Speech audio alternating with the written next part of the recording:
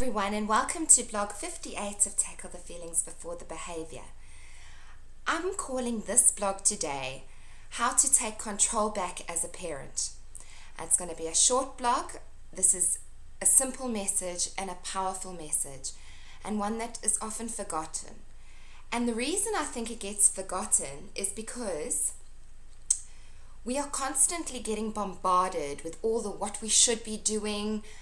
Give your children enough space so that they can be themselves. Don't squash their dreams. At the same time, don't leave your children. It's an unsafe world. And we sort of forget our gut. And we forget what it is to be a parent.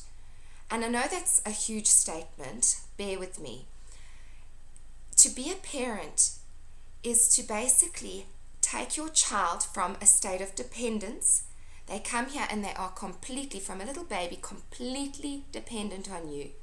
And your job is to help them grow into independence. So it's not to be their best friend. It's not to save them from all the life struggles and bubble wrap them and protect them from everything. Those come into things, but it's not about that. It's about helping them to help themselves. It's about helping them to grow to their own person, and the way we need to do that, and the way we need to create the environment for them to become independent, is to create safety in the home, safety emotionally, and structures are what does this. Structures, routines, consistency. So the number one message to take back control is basically about this. It's about know who you are as a parent. Know what you want to do, what your limits are, what you would like for your household. And then the trick, stick to your guns. Follow through. It doesn't matter what your rules are, within reason, obviously abusive punishments and all that aside. But if you don't want them watching more than half an hour of TV a day, that is the rule. You stick to it. If you say that they can't have dessert unless they finish their peas, stick to it. If you say that if they don't clean their room, you can't go swimming, stick to it. That is the important part, the sticking to it, the follow through.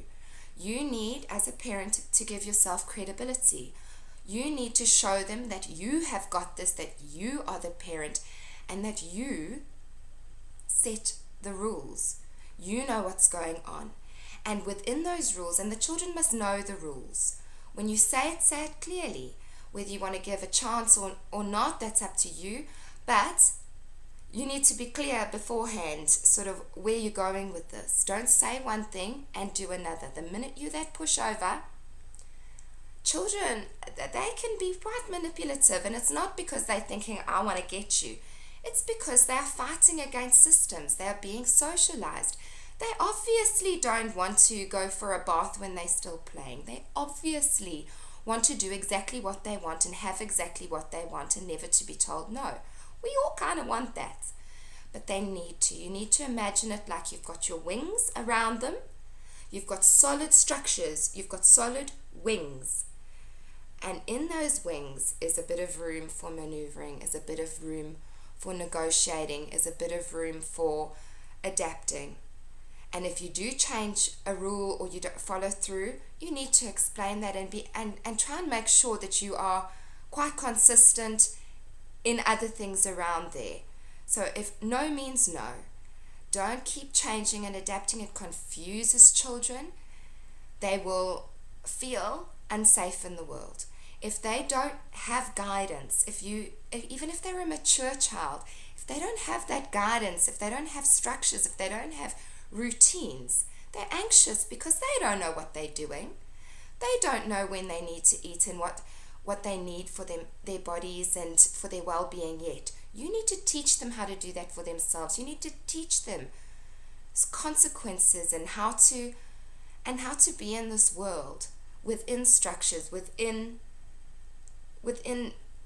sort of rules. We live in rules in this society. So my biggest tip to gain back control is to know your role, know that you are the parent, what you say goes, and be consistent, follow through. Don't say say something and then give in, or let them just walk out of naughty corner and you're too tired and you don't want to bother about it.